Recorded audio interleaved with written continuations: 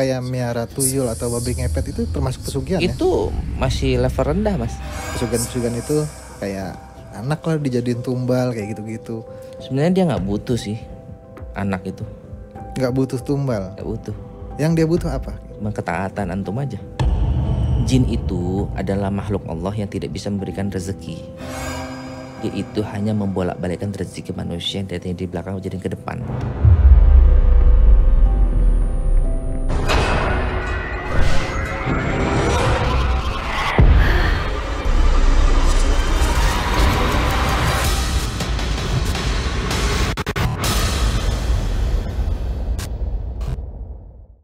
Assalamualaikum warahmatullahi wabarakatuh. Selamat malam Sobat Kumis. Gimana kabarnya malam Jumat ini? Semoga dalam keadaan yang sehat walafiat ya, amin. Balik lagi bersama saya Oik di podcast Kumis Kupas Mistis, acara yang bahas tentang hal-hal mistis di sekitar kita. Dan tema kita malam hari ini yaitu pesugihan pengantin iblis. Saat ini telah hadir di studio kita tamu kita yang istimewa. Beliau seorang pakar ilmu hikmah sekaligus pakar spiritual. Mari kita sambut Ki Sukma Wijaya Al-Hikmah. Assalamualaikum Ki. Waalaikumsalam warahmatullahi. Gimana kabar Ki? Alhamdulillah masih hidup kita. Alhamdulillah. Sebaik-baik. Sibuk apa nih? Kayaknya kan kalau Ki Sukma kesini tuh manfaatin waktu kosong nih. Iya kan, saya masih bolak-balik Mesir ya Mas ya. Karena kita punya guru di sana, kita berguru ke sana gitu. Jadi ya saya biasanya setiap September, Oktober, September gitu sampai sekitar Februari, Maret gitu, biasanya saya selalu di Mesir biasanya. Itu memang di Mesirnya itu kita cuman perlu datang dan belajar sendiri apa emang ada project sonon sekalian gitu? Enggak, saya khusus belajar di situ. Jadi sama para masyayikh juga di situ, para guru-guru kita gitu. Sana juga terus juga mau bersanad ya, cari-cari sanad gitu. Sanad itu sanad riwayat kita dari kitab A, B, C, D. Misalnya kitab Ihya Ulumuddin sanadnya sampai Imam Ghazali. Misalkan sanad hadis apa, sanad hadis Bukhari misalkan gitu. Terus begitu juga sanad tafsir Jalalain dan sebagainya, kita minta sanad riwayatnya gitu kan. Gitu juga dengan ilmu-ilmu hikmah gitu, misalkan kitab misalkan Hayatul Hayawan atau apa gitu misalkan, itu ada sanatnya. Itu kita cari itu gitu ke sana. Sama ngaji kitabnya, hatamin kitabnya, pahami isinya gitu. Berarti beberapa kitab ya, bukan cuman satu kitab gitu yang dibahas di sono. Wah, karena kita pagi misalkan belajar lughoh, lughatul arabiyah pagi gitu kan. Nanti siangnya belajar fikih, nanti sorenya belajar hadis, agak malam nanti baca tafsir, nanti di hari yang lain nanti ada belajar bab ruhani, ada bab tasawuf gitu, beda-beda. Nanti biasanya kalau di tempat Akademi Sufi Syekh Muhana itu, dia biasanya setiap Senin dan Rabu itu ada hadrohnya lagi, jadi belajar hadroh gitu. Jadi banyak sih yang dipelajari Mas, bukan cuma satu gitu. Iya. Jadi ya siap-siap berpusing ria dah situ. Iya. Ki, boleh tahu nggak nih sekarang ngejalanin pengobatan berarti lintas negara ya berarti atau ya, gimana? Ada lah, kemarin juga ada beberapa teman-teman kita anak Masisir, yang teman-teman kita orang Mesir asli gitu ya. Ya kadang-kadang mereka minta tolong gitu. Kadang-kadang mereka tuh kan kalau mau ada masalah-masalah begitu, kalau minta sama masyaikh gitu agak segan gitu ya. Gitu. Jadi kadang-kadang karena mereka tahu saya juga belajar seperti ini dan sesama mereka gitu, jadi kadang-kadang mereka minta tolong saya gitu. Bapak minum bapak ruqyah lah, bapak ruqyah, atau misalkan bapak mahabbah pengen dapetin si fulana gitu kan.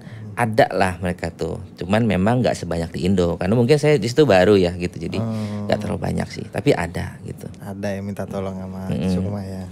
Biasanya teman-teman sekelas juga tuh tahu saya begitu. Ada lah minta tolong gitu. Tapi jadi menarik nggak sih di sono, maksudnya orang-orang tahu seperti itu kan hal baru mungkin buat mereka atau enggak? Ya ada yang menurut mereka hal baru, ada yang enggak gitu ya. Tapi yang menarik ada terutama orang-orang Tiongkok gitu ya. Yang orang Tiongkok kan ada yang belajar orang suku Hui, orang suku Hui dan suku Uighur belajar juga di situ. Mereka tuh agak sedikit pengalaman baru tentang ilmu hikmah dan ilmu ruhani seperti itu gitu. Baru ketemu saya, kita ngobrol-ngobrol, akhirnya pelan-pelan lah mereka akhirnya mau belajar sama guru saya gitu kan, bapak ilmu hikmah, ilmu ruhani gitu. Orang-orang Tiongkok asli yang belajar ke Mesir itu gak gitu ngerti bapak begini, mereka cuma taunya fikih, baca-baca Quran doang gitu. Sama hadis itu doang. Padahal gitu. Ini bisa meluas ke situ ya. Jadi banyak kayak misalkan ternyata di Islam itu ayat-ayat Quran bisa loh bisa buat ngobatin orang. Bisa loh buat kita nggak capek-capek gitu. Maksudnya ada sir-sirnya gitu, ada asrornya dan mereka tuh nggak tahu itu gitu. Oh benar. Iya. Terus misalkan buat ngerjain hajat biar kita bisa jual beli tanah gitu, jual tanah gitu. Ada pakai Al-Qur'an itu. Mereka tuh nggak tahu. Ternyata itulah surat-surat yang mereka sering baca gitu. Oh gitu. Mereka jadinya interest gitu lah. Boleh nih kita lanjut ngobrol-ngobrol. Iya. Kalau nggak kepanjangan nanti buat Betul. Kita masuk ke bahasan aja nih pesugihan ya. Betul. Pesugihan itu kalau boleh tahu ada berapa macam gitu jenis-jenisnya? Boleh dijelaskan nggak? Pesugihan itu yang paling terkenal itu kan sebenarnya pesugihan menggunakan jin ya. Itu yang paling terkenal. Gitu. Tapi kalau secara dunia itu pesugihan itu banyak mas sebenarnya. Pesugihan itu ada pesugihan putih, ada pesugihan hitam. Secara garis besar bagi dua, pesugihan putih, pesugihan hitam. Pesugihan putih itu apa? Menggunakan doa sebenarnya. Doa termasuk. Sugih itu artinya kan kaya. Gimana caranya supaya kita kaya kan gitu. Nah pesugihan kita, pesugihan kalau kita ngambil bahasa sugih itu kan berarti misalkan kita goni kan, kalau bahasa Arabnya goni. Jadi goni, jadi kaya gitu. Jadi goni itu banyak kita kalau dalam Islam itu dengan bersedekah. Cara pesugihan kita dengan cara bersedekah, dengan cara mengamalkan contoh al-waqiah, dengan cara mengamalkan sholawat, dengan mengamalkan dalil khairat, dan banyak amalan-amalan yang membuat kita diberikan rezeki lebih sama Allah gitu loh. Nah itu yang jalur putih ya. Jalur hitam itu apa? Menggunakan perjanjian dengan jin, atau menggunakan perjanjian dengan jin, atau bisa juga menggunakan perjanjian dengan iblis gitu. Ini beda jin sama iblis. Sebenarnya mereka satu suku, cuman beda derajat. Beda derajat. Iblis itu sebenarnya dari awal kata dari balasa. Balasa itu artinya yang dilaknat Allah, yang dibuang sama Allah. Nah disebutlah iblis. Iblis sendiri sebenarnya awalnya satu mas. Satu awalnya iblis itu, cuman bernama Azazil. Nah iblis awal satu, cuman dia itu punya kelamin itu laki dan perempuan jadi satu badan. Jadi dia itu tuh berjima dengan dirinya sendiri. Akhirnya dia membelah diri, dapatlah 7 anak, itulah jadi anak-anak iblis. Dan inilah sebut yang biasa banyak orang juga sebut ini iblis juga, ini iblis juga, ini iblis juga. Padahal mereka adalah anak-anak iblis. Padahal iblis itu satu, itu. Ya, yang diusir dari surga karena dia tidak mau taat kepada salah satu syariat Allah untuk bersujud kepada Nabi Adam. Azazil itu dia tuh awalnya dari bangsa jin. Sebenarnya dia itu sebenarnya bangsa jin.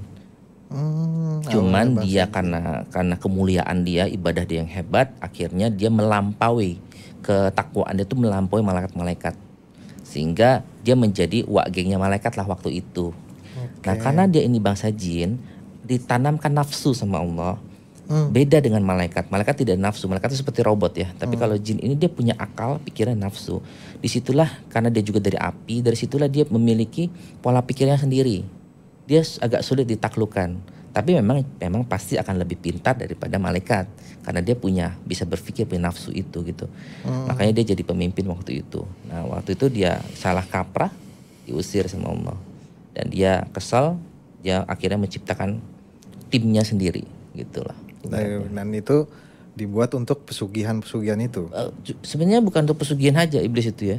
Untuk ahli sihir juga bisa, untuk mahabah pelet bisa, tergantung kebutuhannya apa. Nanti pakai anak iblisnya yang mana gitu. Oh gitu. Iya. Jadi 7 anak iblis ini dia punya ciri khas masing-masing. Ada yang buat ahli sihir, ada yang nanti buat mahabah pelet, ada yang nanti buat kekuatan, ada yang nanti buat pesugihan. Ada beda-beda gitu. Beda-beda tugasnya. Ya, tugasnya, bukan tuh keahliannya beda-beda. Tapi bukan berarti dia nggak bisa kerjaan lain, bisa. Cuman dia speciality-nya di situ gitu. Anak-anak iblis ini. Ki kalau boleh tahu nih di Indonesia nih daerah mana yang Ki Sukma paham betul banyak terjadi ritual-ritual pesugihan? Ritual-ritual pesugihan itu tahu saya tuh dari daerah Jawa Timur ya. Jawa Timur ya. Jawa Timur. Terus ada Alas Purwo kalau nggak salah ya, itu juga tuh Alas Purwo ya benar. Hutan itu.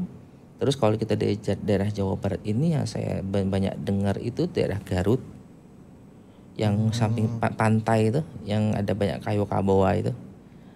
Apa sih namanya, hutan Sancang ya kalau nggak salah. Terus sama Gunung Salak yang banyak itu. Terus kalau Jawa Timur juga Gunung Kawi kan. Gunung Kawi ya terkenal kan, Gunung Kawi. Tapi biasanya banyak digunakan sama orang non Muslim ya gitu ya. Terus kalau Jawa Barat itu Gunung Salak. Habis itu daerah Garut itu apa tuh namanya Sebutan Sancang gitu. Dan sama kalau nggak salah Kemukus kalau nggak salah. Cuman kalau Kemukus ini saya agak sedikit kurang ini ya, kurang percaya gitu. Kenapa kurang percaya? Soal itu sampai ada yang ngeliput, maksudnya yang dari luar negeri untuk dokumenter gitu di situ. Karena kalau misalkan Gunung Kemukus bisa dikaya, kenapa di situ pada miskin? Oh iya, masuk akal sih. Iya, kalau misalkan di situ bisa jadi mereka kaya, kenapa mereka nggak jadi kaya semua? Tapi kalau misalkan gunung kayak Gunung Salak, Gunung Kawi gitu ya, atau mana tuh lagi namanya daerah Garut gitu, saya tidak bisa menafikan, tidak bisa menolak. Kenapa? Karena ada beberapa ahli spiritual yang beda jalur sama saya memang kaya dan mereka tinggal di situ. Gitu. Ada buktinya. Ada buktinya. Dengan kalau Gunung Kemukus ini saya belum ketemu buktinya gitu. Mungkin saya aja yang mungkin belum ketemu kali ya Iya, gitu. Benar. Tapi Ki, boleh tahu nggak, maksudnya pesugihan apa yang paling diminati oknum-oknum ini gitu? Sebenarnya pesugihan apa aja yang penting ada duitnya, Mas. Berarti emang ujung-ujungnya uang ya? Ujung-ujungnya uang, dan tergantung si jinnya ini berani ngasih berapa gitu. Sanggup ngasih berapa gitu. Oke. Ada tujuan lain nggak selain mencari kekayaan atau jabatan? Kalau misalkan untuk tujuan lain tergantung orangnya ya. Kita misalkan nih, saya mau pesugihan gitu ya. Saya muja gitu ya. Ya kalau otak saya cuma ada duit, saya nggak butuh yang lain. Saya cuma maunya duit aja. Gitu loh. Ini pesugihan masuk kayak miara tuyul atau babi ngepet itu termasuk pesugihan ya? Itu masih level rendah, Mas. Itu malah rendah. Level rendah sebenarnya. Dan itu paling gampang dirukyahnya. Dilepasinnya paling gampang itu. Kayak melihara tuyul atau buto ijo atau apalagi tuh, babi ngepet itu justru buat kita itu yang gak sulit. Yang sulit itu kalau dia sudah berusaha dengan Ainah binti Iblis, Sorsor binti Iblis, Zainatun binti Iblis. Wah, itu udah repot tuh, agak berat lawannya. Oh gitu. Itu Kirain udah ya segitu kan, namanya udah bersekutu dengan jin gitu ya. Kirain udah berat gitu, emang udah ada lagi kan yang pesugihan-pesugihan itu kayak anak lah dijadiin tumbal kayak gitu-gitu. Sebenarnya dia nggak butuh sih anak itu. Nggak butuh tumbal. Nggak butuh. Yang dia butuh apa? Cuma ketaatan antum aja. Kita nurut sama dia. Iya. Udah intinya itu. Iya, intinya itu aja. Tugasnya itu doang. Dia nggak butuh kok anak, ini buat apa tuh anak? Cuman apa yang dia katakan kita kerjakan. Itu doang. Dia cuma pengen itu aja sebenarnya intinya. Yang lain itu adalah ziyadah-ziyadah atau penambahan-penambahan. Contoh misalkan gini, Mas. Mas, saya minta tolong bangunin sebuah rumah. Yang Mas butuhkan apa? Bahan bangunan, makan, dan upah. Benar nggak? Oke. Mas butuh nggak lukisan? Nggak. Mas butuh nggak misalkan Mas butuh nggak contoh apa ya, misalkan HP laptop MacBook? Nggak perlu. Nggak perlu. Kenapa? Karena emang bukan keperluannya kan. Begitu juga jin itu seperti itu. Jin itu iblis itu hanya membutuhkan makanan wewangian, buhur, sama keimanan ente cukup. Kayak misalkan dia minta ubur rampel lah, kepala sapi lah, bunuh anak lah. Dia cuman mau ente taat sama dia, itu aja. Ente dicoba imannya selayaknya Nabi Ibrahim dicoba sama Allah imannya untuk kasih anaknya. Berani nggak gitu? Cuman kan kalau Allah kan ngeprank lah, ngomong kasarnya gitu kan, karena mau mencoba iman. Kalau iblis mah beneran gitu. Tapi repotnya. Boleh sedikit tahu nggak? Katanya memang di dunianya jin itu atau iblis itu, memang mereka punya simpanan harta yang banyak. Ketika ada orang yang taat sama dia, itu harta bisa dibagiin dan nggak habis-habis.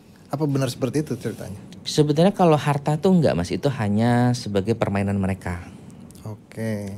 Jin itu adalah makhluk Allah yang tidak bisa memberikan rezeki. Dia itu hanya membolak-balikkan rezeki manusia yang dari di belakang jadi ke depan. Oh, berarti di belakang habis dong. Nah itu makanya pada waktu rezekinya udah habis dia meninggal kan. Dalam zahir kita, dalam penglihatan kita sebagai orang lain, lihatnya udah meninggal, padahal dia jatahnya belum meninggal. Oh, serem juga berarti itu ya? Jadi kalau Allah minta sama Allah itu bisa memberikan rezeki tambahan dari rezeki pokok. Oh. Bedanya. Cuman seberapa besarannya tergantung Allah. Allah mau ngasih berapa kita nggak bisa maksa. Itulah kita harus tahajud, harus duha, harus apa lagi, baca Quran, harus sholawat, terus harus sodakoh gitu kan. Itu mengejar bonus dari Allah. Di luar rezeki ketetapan ditetapkan sama Allah. Itu kalau jalur kanan ya. Tapi kalau jalur kiri, jin nggak bisa ngasih itu. Iblis nggak bisa ngasih itu. Dia itu sudah tahu jatah kita dalam seumur hidup kita. Misalkan jatah Mas misalkan 50 miliar. Dia akan ngambil 10-5 tahun terakhir dikedepanin sama dia. Makanya pada waktu di umur kita 30 tahun seolah-olah rezeki kita belum meludak. Padahal dia itu ngambil rezeki di belakang untuk ke depan. Pada waktu rezeki belakang sudah habis, dia sudah nggak ada rezeki lagi nih. Tapi jangka umurnya masih ada, paham ya? Nah pada waktu rezekinya habis, inilah dia diambil, mati. Diambil, Israel belum turun karena jangka waktu dia masih 5 tahun lagi untuk hidup. Inilah dia kerja di alam jin. Kerja rodi. Jadi budaknya alam jin selama 5 tahun di alam jin. Setelah dia selesai, sudah waktunya mati, barulah Israel sampai nyamperin dia ke alam di mana ruhnya ada, itu baru dicabut. Ruhnya baru dimasukkan ke neraka jahanam seumur hidup. Auzubillah min dzalik ya. Itu. Serem banget berarti Ki ya. Itu prosesnya seperti itu gitu. Sobat kumis di rumah pikir 2 kali berarti kalau mau pesugihan. Jangan 2 kali, 1000 kali harusnya ya. 1000 kali ya. Saya ngomong begini bukan ngarang ya, tapi karena memang ada literaturnya bab seperti ini gitu. Tapi ada nggak sih Ki ciri-ciri orang yang paling kelihatan gitu kalau menggunakan pesugihan? Pesugihan kanan atau kiri nih? Ya kita sebutnya yang kiri lah. Yang kiri, ciri-cirinya itu adalah biasanya satu, orangnya temperamen. Yang kedua, dia lebih suka menyendiri. Yang ketiga, dia itu tuh tokonya paling rame. Kalau nggak punya toko?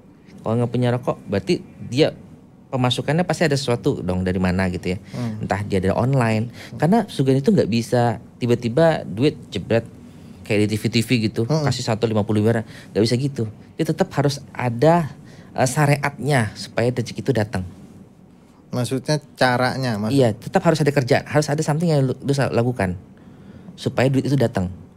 Jadi di ilmu sihir, maksudnya ilmu sihir kiri, ilmu sihir hitam itu tidak bisa dia langsung ngasih jebret 50 miliar depan mata. Oh nggak begitu enggak. Konsepnya? Yang aslinya nggak begitu. Semua kitab hikmah nggak seperti itu. Semua kitab-kitab sihir tidak pernah menuliskan seperti itu. Dia itu tetap harus ada something yang lu kerjakan sehingga pekerjaan lu itu langsung membludak. Jadi tetap dilihat orangnya normal. Padahal dia menggunakan pesugihan gitu. Tapi ada juga nih cerita ketika orang menggunakan pesugihan dan orang itu membelanjakan hartanya dari pesugihan itu harus kelihatan orang. Apa benar kayak gitu? Maksudnya harus kelihatan. Ketika orang nggak ada ya dia ngirit tetap. Oh bener, ada nggak Ki cerita seperti itu? Kalau itu biar kelihatan orang dia normal aja Mas sebenarnya. Sebenarnya biar kelihatan normal aja gitu. Biar kelihatan oh dia ada uang in and out gitu. Sebenarnya gitu doang sebenarnya. Jadi sebenarnya itu nggak ada masalah sih. Mau dia irit kek, mau dia enggak kek, itu mah kalau memang mau dia sedekah kek, mau enggak kek, itu mah tetap jalan Mas. Karena dulu sebelum saya belajar agama lebih dalam, saya sempat pakai kayak gitu. Sempat. Waktu dulu saya masih dulu lah, sudah lama banget gitu. Tapi semenjak itu saya sudah ngerti ini salah gitu, kayak saya taubat. Makanya saya tahu ilmu-ilmu seperti itu. Pas saya tanya, oh nanti iblis bab pesugihan, oh udah. Karena saya dulu sempat melakukan gitu. Gitu. Istilahnya dulu sudah ada pengalaman di situ sampai pol gitu ya. Cuman saya nggak lama, cuma 6 bulanan lah saya pakai. 6 bulanan. Gitu. Habis itu saya stop, saya belajar torekoh, langsung habis uang saya semua. Karena itu kan uang haram dihabisin semua sama Allah. Dan ada cerita ketika berhenti dari pesugihan, bisa jadi hartanya itu terbakar. Kayak kita bisa lihat kadang-kadang ada orang kaya tiba-tiba rumahnya kebakaran terus habis semua. Itu yang parah ya. Kalau saya waktu itu bukan sampai nggak, untungnya alhamdulillah nggak sampai tahap itu gitu. Tapi misalkan mobil sering rusak. Jadi pengeluaran tuh banyak pengeluaran yang di luar ekspektasi kita gitu. Terus pemasukan tuh agak susah gitu. habis itu sakit-sakitan gitu, khususnya ada aja keluar duit habis gitu.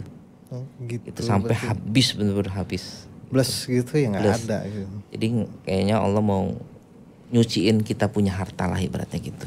Oke. Ki, kita masuk ke pesugihan pengantin ini ya. Maksudnya mengapa ada pesugihan dengan persyaratan harus berhubungan badan? Nah, kalau kita misalkan mau bahas ini, berarti saya akan mengambil sedikit referensi dari kitab yang sudah saya siapkan tadi ya. Boleh Ki. Saya jelasin di sini ada bahwasanya, saya tadi udah jelasin di awal, iblis itu kan awalnya namanya Azazil. Azazil ini pada waktu dia keluar dari surga, dia itu membelah diri atau berkawin dengan dirinya sendiri, menghasilkan 7 anak. 7 anak itu yang pertama bernama Iblis Zaitun binti Iblis, Iblis Syarukin bin Iblis, Iblis dan Hash bin Iblis, Iblis Zatil Mahasin binti Iblis, Ainah binti Iblis, dan Nailah Ummu Syu'ur binti Iblis, dan Sorsor bin Iblis. Nah, kalau misalnya kita tanya, ini ada beberapa ciri-cirinya. Misalnya Zaitun binti Iblis ini dia suka hadir di kamar mandi dan suka berubah menjadi kucing hitam, suka memberikan was-was di telinga manusia. Lalu Iblis Syarukin bin Iblis, dia paling suka menyuruh manusia untuk telanjang dan membacakan azimah dia dan memberikan manusia ya apa yang manusia inginkan. Iblis dan Hash bin Iblis, yaitu dia itu adalah anak sulungnya Iblis. Dia suka orang yang berpakaian serba hitam dan selalu membawa salah satu tanda agama lain di tangan kirinya. Kayaknya nggak bisa di sini berarti ya. Iya. Oke, terus lanjut. Lalu yang berikutnya Zatil Mahasin binti Iblis, dia selalu hadir di kuburan-kuburan dan dia suka membantu tukang sihir, dan cara untuk sihir-sihir tajrib atau mujarab harus menikah dengan dia, jima. Berarti yang ini jima, salah satunya ya.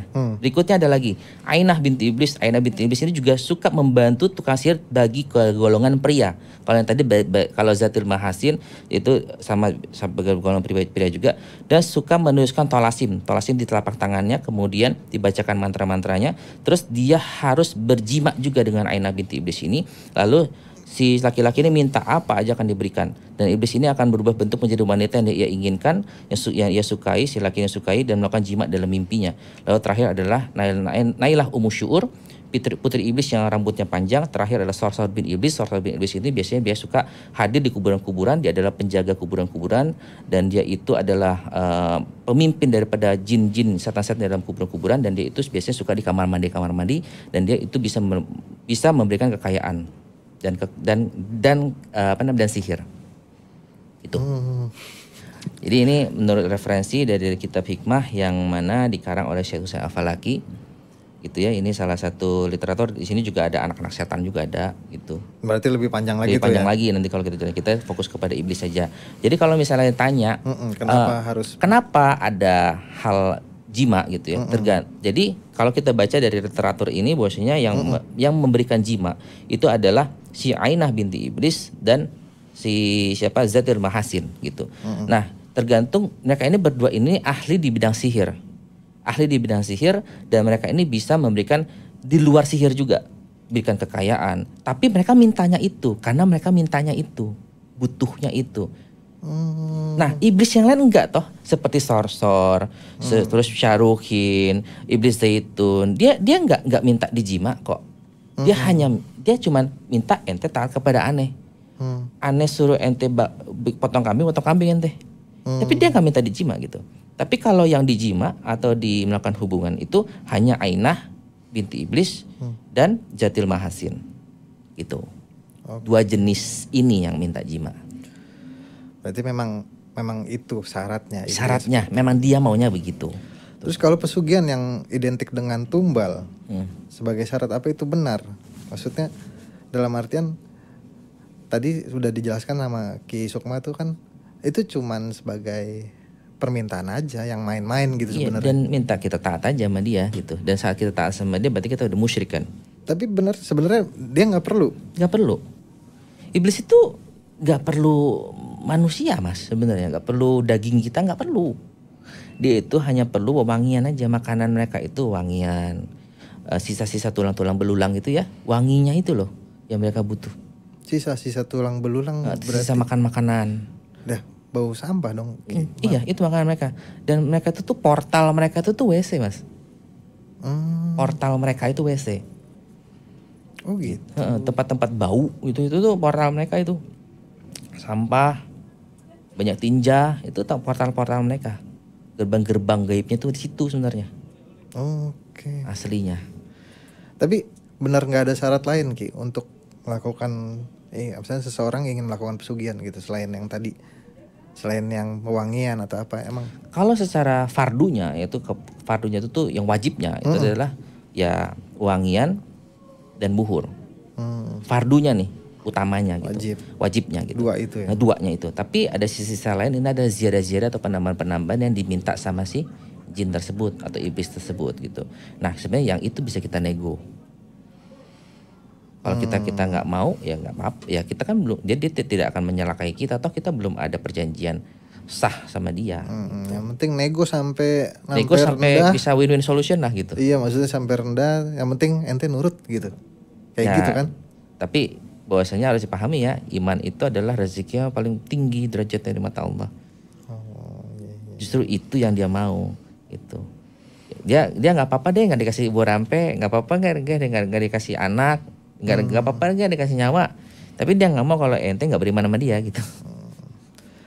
Nah Ki, kalau balik lagi ke pembahasan kita yang berkaitan dengan judul nih, pengantin iblis. Kaitannya sama pesugihan seperti apa Ki? Bahwasanya tadi kan kita udah jelasin ya, bahwasanya ada dua jenis itu, ainah dan siapa lagi lupa namanya satu lagi. Itu dia minta supaya dijima. Setelah keperluan dia dipenuhi, barulah dikasih apa yang menjadi keinginan ente gitu. Nah kebetulan pengantin iblis ini diminta tuh sugih Mas. Gitu loh. Jadi harus dipahami ya, nikah dengan iblis itu bukan semerta-merta cuma sugih doang. Bisa untuk hal lain. Banyak ya. Banyak. Bisa untuk hal lain. Contoh bisa untuk jadi ahli sihir. Misalkan dia seolah-olah sosok seperti ulama. Tapi dia bisa jalan di atas air. Sholatnya berantakan. Tapi dia baca Fatihah mujarab gitu. Bisa ngobatin orang tapi gak pernah sholat. Hati-hati loh. Jangan lihat dari penampilan. Jangan-jangan ketajriban kemujarabannya dari iblis. Ada orang-orang yang mencari kesaktian melalui iblis banyak. Tapi ada cerita begini soalnya Ki, kalau masalah yang seperti itu ya kita nyelip sedikit. Ada seorang alim gitu, tidak terlihat sholat Jumat di masjid sekitar situ. Katanya dia bilang saya sudah sholat di Mekah. Nah itu harus hati-hati ya. Hal-hal seperti itu, ingat ibadah itu ada banyak hal Mas. Ibadah lisan, ibadah jasadi, ibadah mal, ya ibadah kolbu. Dia tidak bisa mengatakan saya sudah sholat di Mekah sedangkan jasadnya di sini. Ibadah itu kan ada ibadah jasad. Ibadah jasad itu apa? Kita gerakan sholat itu ibadah jasad. Ibadah lisan itu apa? Baca Quran dan sholawat. Apa yang dibaca ibadah lisan? Ibadah kolbu apa? Takwa kepada Allah. Ibadah mal itu apa? Sodakoh. Ada lagi ibadah mal wa ibadah jasad, yaitu umroh dan haji. Jadi kalau misalkan dia mengatakan saya sudah sholat di sana sedangkan jasadnya tidak sholat, hati-hati. Ini orang-orang sufi palsu. Kenapa? Dia sudah mengingkari syariat. Tidak boleh kayak gitu. Berarti ya kita harus hati-hati aja ya Ki ya. Jadi jangan maaf kata ya, yang cerita kurafat seperti itu sebaiknya agak sedikit dihindari lah. Dihindari aja. Gitu. Kalau bagi orang yang mau mengimani silahkan. Tapi kalau bagi saya, kalau itu keluar dari syariat, saya akan no. Saya landasannya syariat. Kalau misalnya dia keluar dari syariat, saya nggak percaya gitu. Oke. Gitu. Lanjut nih Ki. Mengenai pengantin iblis ini kan kabarnya ini juga kisah nyata yang terjadi di daerah Jawa Timur. Kabarnya juga termasuk dalam sekte ilmu sesat perjanjian iblis. Boleh dijelasin nggak Ki? Sekte perjanjian sesat? Maksudnya dalam artian ini ada perkumpulannya gitu. Apa biasanya perkumpulan itu biasanya satanik ya. Yang paling banyak itu biasanya sekarang ini terberedar itu satanik. Karena kalau misalkan satanik itu kan dia seperti sekte atau seperti perkumpulan, seperti organisasi. Gitu yang dia ada imamnya gitu ya. Jadi kalau satanik sama iblis itu beda Mas sebenarnya. Beda aliran gitu loh. Beda aliran ya. Beda pemimpin, beda aliran. Dan kan kalau iblis itu tanpa harus bergabung dengan satu organisasi, dia bisa mengerjakan sendiri asal dia tahu amalan dan ilmunya dan caranya. gitu. Kalau satanik dia harus ada imamnya, ada ritualnya yang harus diadakan berjamaah gitu loh. Gitu. Jadi kalau itu masuknya lebih ke satanik sebenarnya. Tapi satanik itu lebih mengarah kepada kita menghina-hina Tuhan. Dia doa-doanya menghina Tuhan dan membolak-balikan Tuhan dan menjelek-jelekkan Tuhan, merendahkan Tuhan gitu. Seperti itu, lebih ke arah situ setahu saya satanik. Tapi kalau iblis enggak. Iblis itu dia tidak merendahkan Tuhan. Karena iblis sendiri sampai detik ini masih berzikir kepada Allah. Dan dia masih mempercayai, meyakini bahwa Allah itu Esa, Wahid, Ahad. Dan dia masih menyembah Allah. Itu iblis. Iblis ini dia hanya tidak mau tunduk pada Nabi Adam doang sebenarnya. Cuman itu ya. Itu. Jadi dia kalimat-kalimat yang pernah saya baca kepada dalam kalimat-kalimat syirik yang ada pada literatur sihir hitam untuk memanggil iblis, memanggil zaitun, memanggil ainah gitu ya. Itu masih menggunakan bihaqi Ismul Azam, dengan haknya asma-asma Allah yang agung. Dia masih menggunakan Ismul Azam untuk menundukkan si ainah, zaitun dan sebagainya. Tapi tetap menggunakan Ismul Azam. Tapi kalau satanik enggak. Dia beda lagi, dia malah mencaci maki Tuhan gitu loh. Jadi beda aliran mereka berdua ini. Beda aliran ya. Oke, kalau boleh tahu pernikahan seperti ini gitu ya. Artinya menikah secara lahiriah dan batin atau gimana? Berperilaku layaknya suami istri atau gimana nih Ki? Nah, ini harus dijelaskan ya biar semua pada tahu. Biar mungkin kalau teman-teman ada yang ngerasain gitu ya. Jadi bisa tahu ternyata saya lagi dijimat jin gitu ya. Dijimat jin itu ada 2 cara. Yang paling sering itu adalah mimpi. Yang paling sering itu adalah mimpi. Tetapi ada juga yang kalau jinnya udah levelnya agak sedikit tinggi, itu kita terasa mas. Kita kayak setengah sadar, setengah tidur. Kita digerayangi itu terasa. Dan itu geli-geli enak gimana gitu. Itu rasanya gitu. Jadi begitu ya. Dan itu geli-geli enaknya benar-benar terasa seperti misalnya contoh buah zakar kita tuh benar-benar terasa terpegang gitu ya. Ada yang memegang, ada yang menyentuh, ada yang dengan lemah lembut gitu. Atau bagian dada kita ada yang menyentuh dengan lemah lembut. Itu terasa. Tapi kita dalam kondisi setengah tidur, setengah enggak, dan kita tuh nggak bisa bangun. Bukan nggak bisa bangun karena ketindihan, bukan. Karena kita di sisi lain ngerasa enak, tapi di sisi lain juga ngerasa capek, ngantuk gitu loh. Jadi mau bangun tuh kayak antara males gitu ya, antara tapi enak juga gitu, kira-kira begitu.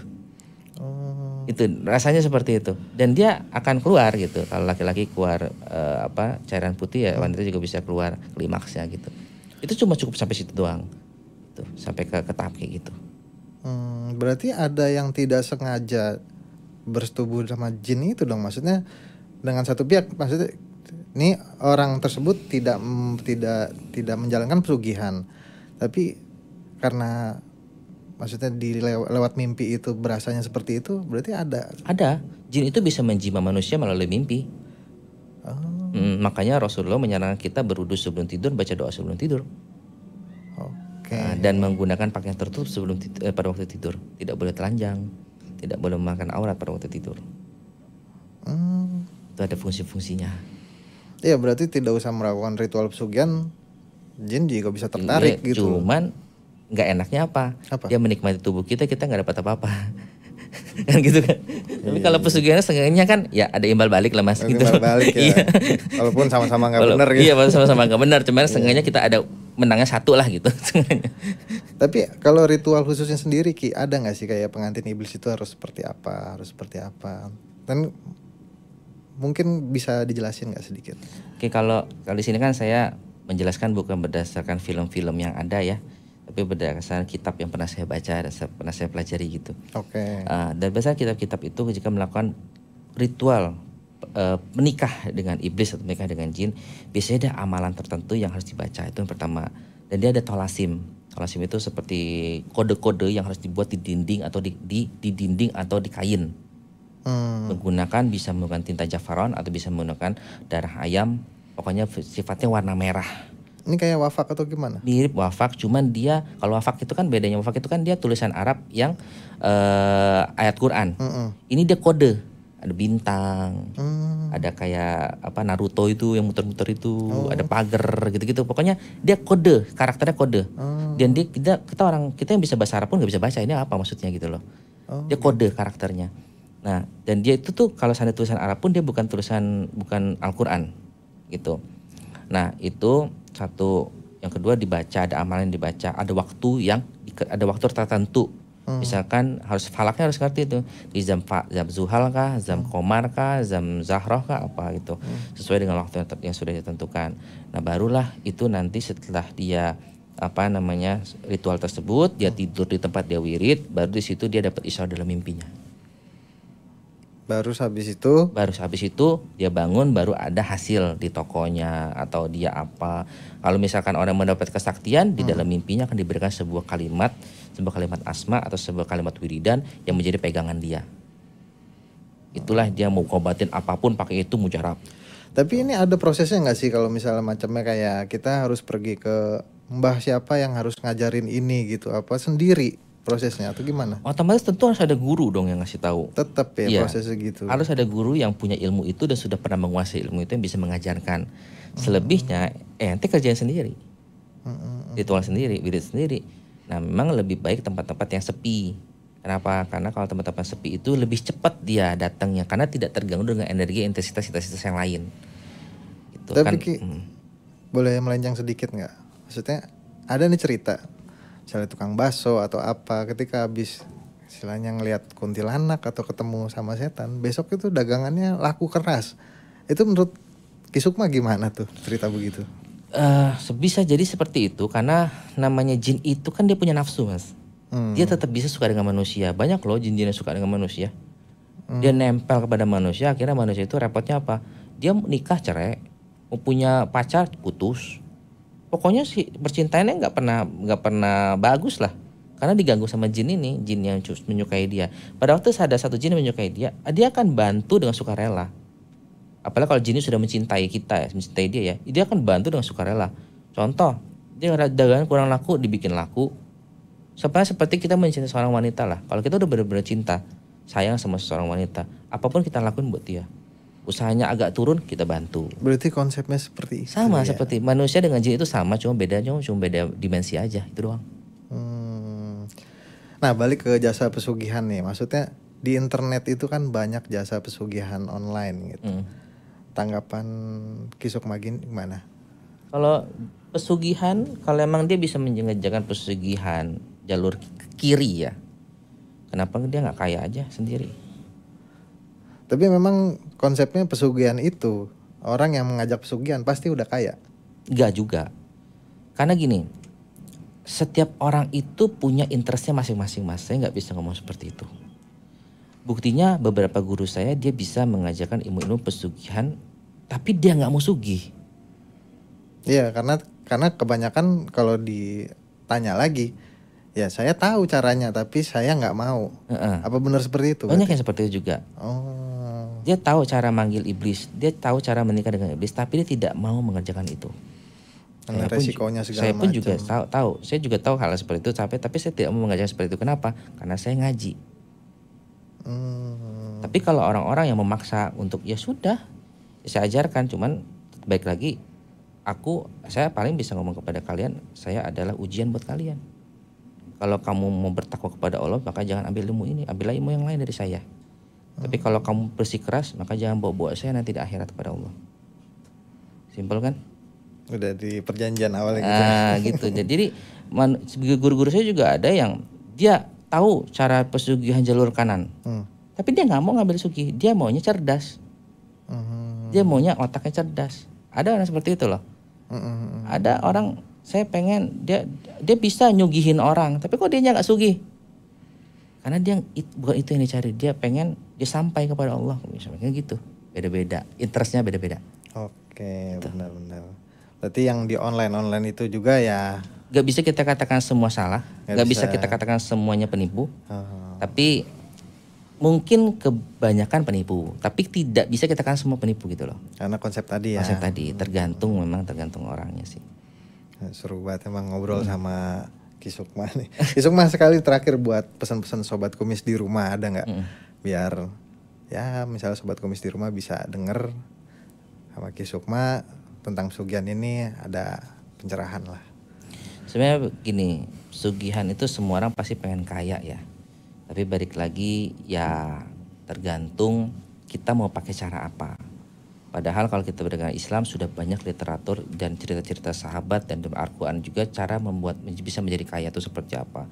Kalau Banyak sudah ya. cara berdagang Rasulullah, Abdurrahman bin Auf melakukan apa gitu kan, dan Nabi Sulaiman melakukan apa, dan itu banyak sekali. Tinggal kalian dalamin aja Islam. Kalau mau jadi kaya dalamin Islam, intinya gitu.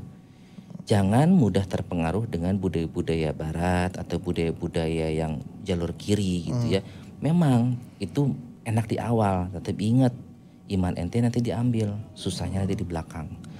Nyesel itu memang di akhir, kalau di awal namanya pendaftaran. Benar. Ya jadi memang harus kita pertimbangkan matang-matang.